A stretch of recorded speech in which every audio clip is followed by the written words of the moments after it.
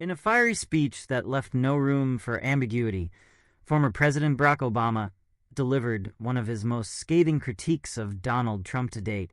Speaking to an energized crowd in Tucson, Arizona, Obama didn't mince words as he tore into Trump's record, his behavior, and his motivations, presenting a portrait of a man unfit for the presidency. Among the many sharp accusations, one particular claim stood out.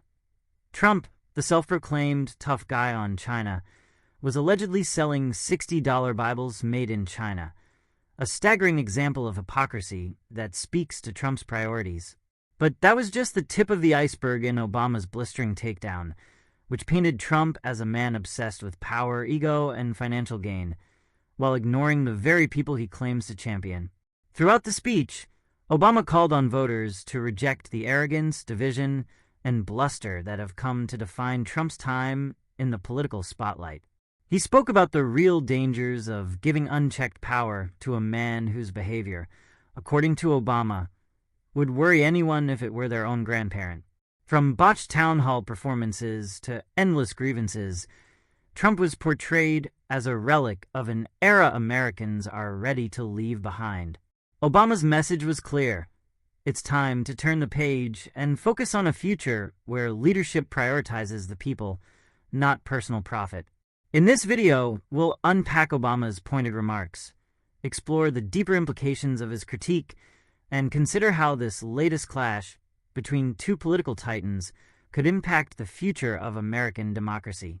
Barack Obama's speech in Tucson, Arizona, wasn't just a routine political rally. It was a call to action, a warning, and a stark contrast between two visions for America's future. Before a captivated audience, Obama laid bare the stakes of the upcoming election, hammering home the idea that Donald Trump is a man who seeks power not to serve the public, but to serve himself. He urged voters to consider what it would mean to give Trump another term, warning of the dangers of unchecked authority in the hands of someone he described as reckless, divisive, and out of touch. Obama's tone wasn't just critical, it was personal. He appealed to the audience's sense of family, asking them to imagine what it would be like if their own grandparent behaved like Trump. "You'd call up your cousins and ask if they've noticed," Obama said, drawing laughs from the crowd, but also underlining a serious point. Trump's erratic behavior, from his rants to his unhinged performances at town halls, would be concerning in any context. But coming from a man who seeks the highest office in the land, it's downright alarming. The hypocrisy of the father of IVF.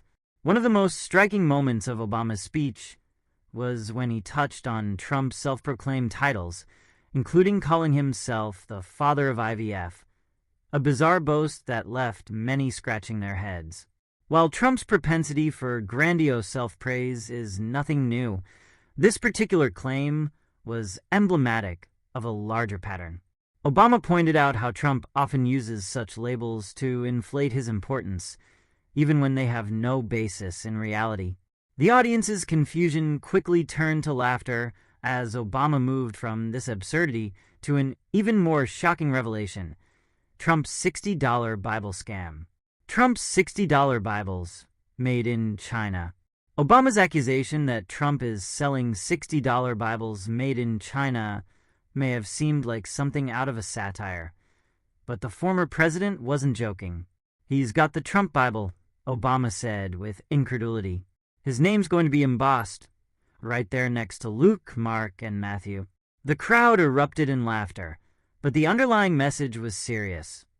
Trump, who has built much of his political brand on being tough on China, was willing to outsource even something as sacred as the Bible if it meant making a profit.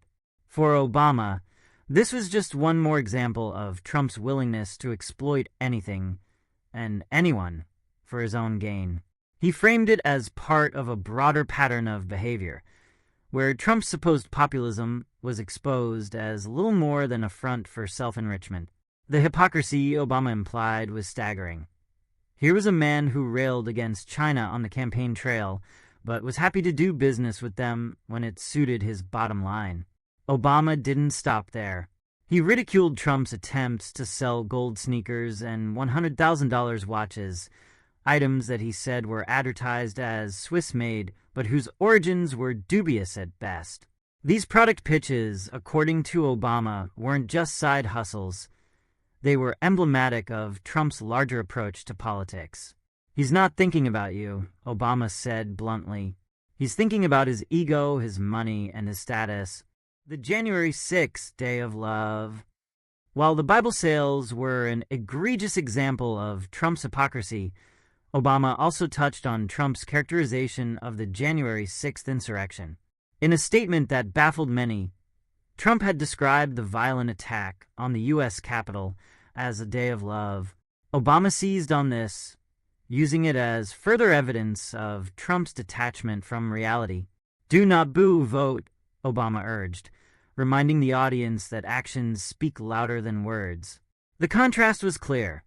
While Trump was downplaying one of the most significant threats to American democracy in recent history, Obama was urging voters to take their responsibility seriously.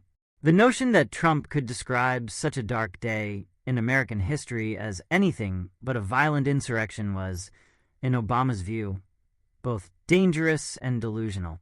He framed it as part of a broader pattern of Trump refusing to take responsibility for anything, from his actions on January 6th to his handling of the COVID-19 pandemic. The head-bobbing town hall fiasco. Obama's critique of Trump didn't stop at policy or character. It extended to Trump's bizarre public behavior.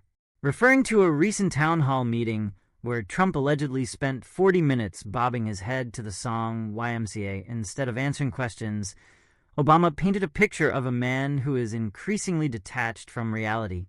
"Can you imagine if I did that?" Obama asked, half-jokingly. The crowd laughed, but the point was clear. Trump's erratic behavior is not just embarrassing. It's a sign of deeper issues.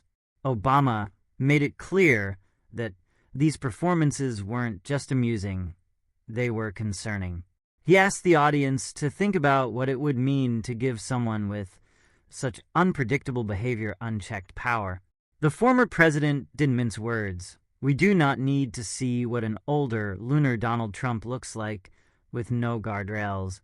It was a sobering warning about the risks of giving Trump another term, not just in terms of policy, but in terms of basic competence and stability.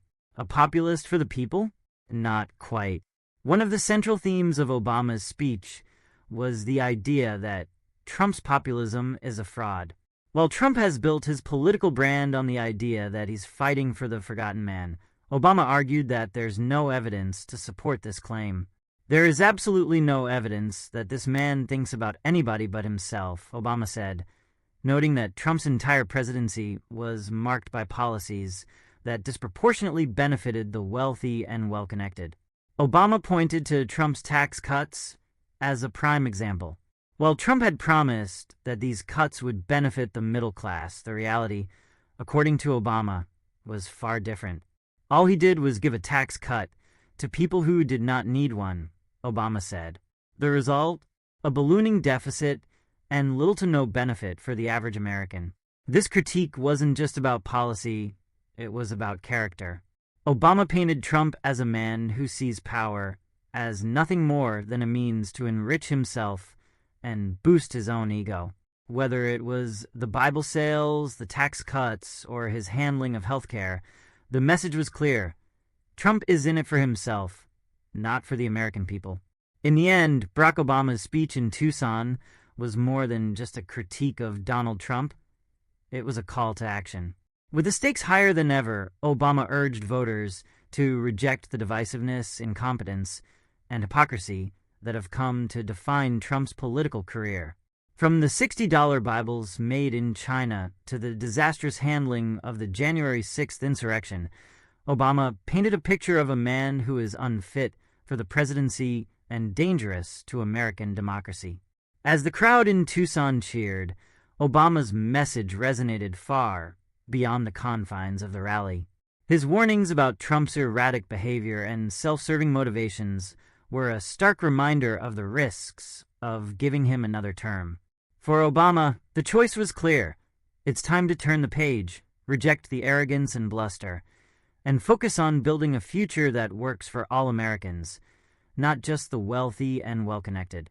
In a political landscape defined by chaos and division, Obama's call for unity, competence, and integrity was a powerful reminder of what's at stake, and a rallying cry for those who believe in a better, more hopeful future for America.